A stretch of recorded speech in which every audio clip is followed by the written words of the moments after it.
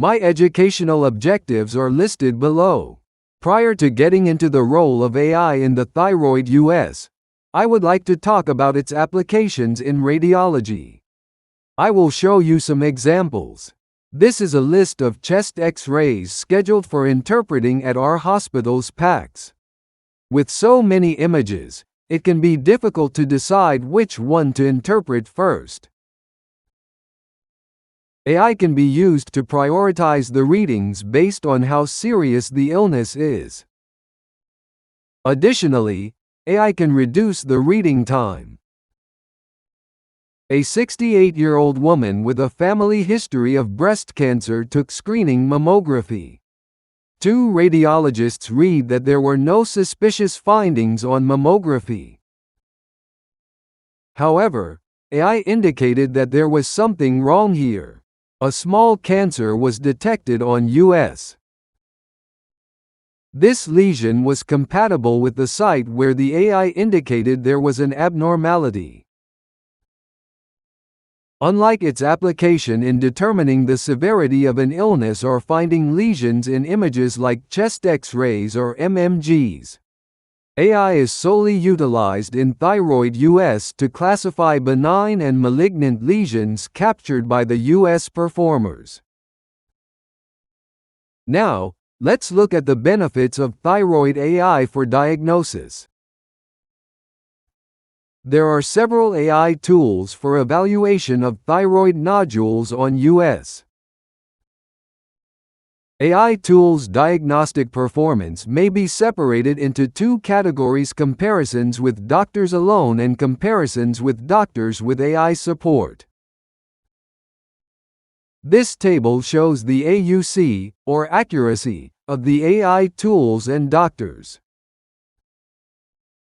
Many studies showed that doctors had better diagnostic performance than AI. But, these two studies had that AI had better diagnostic performance than doctors. In the study by Wei et al., the diagnostic performance was either better or worse than AI depending on the clinician. In the study of Chung et al., experienced doctors outperformed AI in diagnostics, whereas residents and fellows underperformed. Based on prior research, we can infer that commercialized AI tools have the potential to benefit less experienced doctors. Let us compare the diagnostic performance of a doctor's judgment alone to that with AI support. This table shows that using the MCAD enhanced diagnostic performance for diagnosing a thyroid nodule regardless of the doctor's level of experience. The S-Detect also improved diagnostic performance. However, with the assistance of AI, diagnostic performance can decrease. So, it appears that AI is likely to enhance clinicians' diagnostic performance, though not all physicians may benefit from it. Another potential benefit is that AI may assist clinicians by providing more diagnostic consistency. As you can see, improved consistency among readers was observed in both studies with the help of AI. However, these studies were based on static images provided to readers, rather than on images captured by the physicians who actually performed the ultrasound. As you know, US is an operator-dependent tool. Therefore, not all US performers get the same US images. The US images represent the operator's knowledge and experience. As far as I know, all studies on AI tools have used static images for diagnosing thyroid nodules on ultrasound. There is no research using AI tools after each operator performed US for the same nodule. These are images of the same nodule examined by US novice and expert, respectively. The images taken by a novice have suspicious US features. On the contrary, the images taken by the expert appear to be cystic benign nodules. Despite the same nodule, AI produced different outcomes because the taken images were different. To find out the usefulness of AI tools by doing US on each of the same nodules, my team did a prospective study by doctors with different experiences. Sequential ultrasonography was performed by an expert radiologist followed by a novice examiner, and each examiner interpreted nodules using their own images. After that, the ICAD was applied using his or her own US image. The examiners then re-evaluated the images incorporating ICAD results and revised their diagnoses accordingly. Diagnostic performance was compared before and after ICAD assistance. US was done for the same nodule, but the AI value differed depending on the image left by the US operator.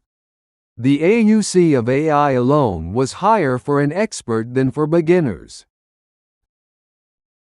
Novices using AI still showed lower AUC values compared to the expert who did not use the system. With the help of AI, novices showed a more pronounced improvement in AUC values compared to experts. I will show you some cases. This nodule was diagnosed as benign on US. The AI value suggested cancer. By combining the AI value with the US image, the margin analysis and final judgment were revised. In surgery, the nodule was found to be cancer. This nodule was diagnosed as benign on US. The AI value was high. By combining the AI value with the US image, several lexicon analysis and final judgment were revised. The nodule was confirmed as cancer in surgery. In summary, further validation is required to determine whether AI can effectively reduce inter-observer variability in actual clinical practice. Let's get to the second educational objective. On US, some neck lesions may be misdiagnosed as thyroid nodule. From an outside clinic, all three nodules above were read as thyroid nodules and the bottom one was referred because of suspected recurrence at the operation site. These were all confirmed as esophageal diverticula. This patient was referred due to a thyroid nodule with macrocalcification. Do you all agree? I didn't agree. I left US images. Can you see the ring-down artifact? The lesion was confirmed as a piriform sinus fistula. In this case, the current AI tools trained specifically for the diagnosis of thyroid nodules can be ineffective. This patient was referred to do FNA at a suspicious thyroid nodule. Before doing FNA, I found US images performed 3 years ago. Benign thyroid nodules may undergo mummification over time.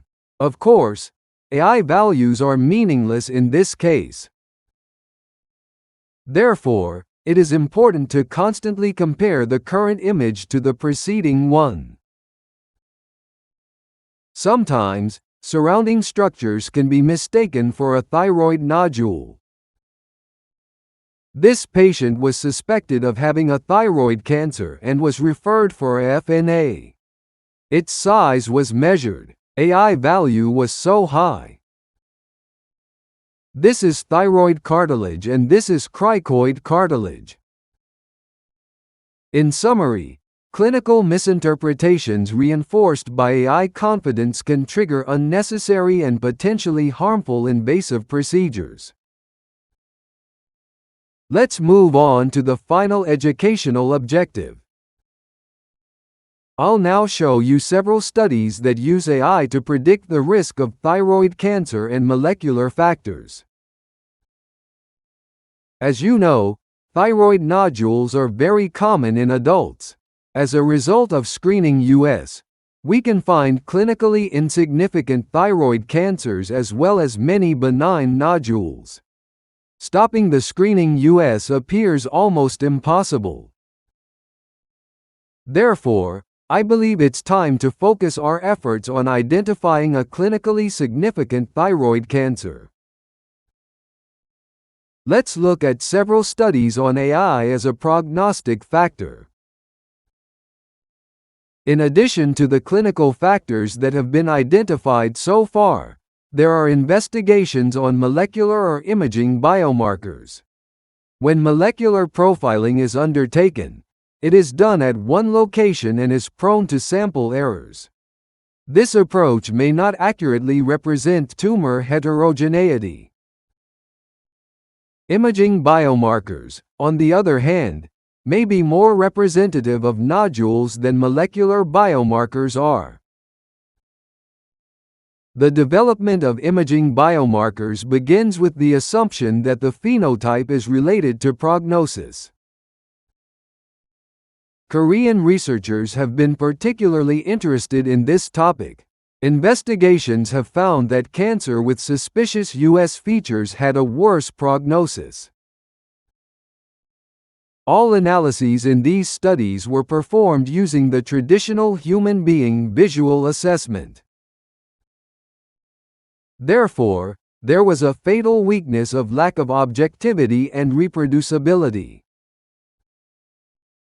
These studies have demonstrated that objective radiomic features or AI tools can be utilized as an imaging biomarker to predict LNM, recurrence, or molecular status in thyroid tumor patients.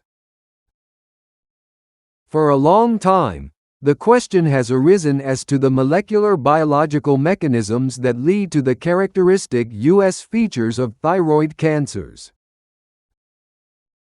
So, we have investigated the relationship between the morphological features of the cancer and molecular mechanisms. In this study, individual suspicious US features consistently suggested an upregulation of genes related to immune response and epithelial mesenchymal transition. NGSEA presented gene sets enriched in PTCs assessed as positive by AI. So, we concluded that US features assessed by radiologists and AI revealed molecular biologic features and tumor microenvironment in PTCs. Finally, I would like to summarize the key learning points of my talk. First, there is still both optimism and concern about the implementation of AI tools to help diagnose thyroid nodules on US. Second, the possibility of AI adoption in everyday clinical practice should be evaluated through transparency in AI implementation and scientific validation. Third, radiogenomics may be a game changer to decide an action at numerous thyroid nodules. Thank you for your attention.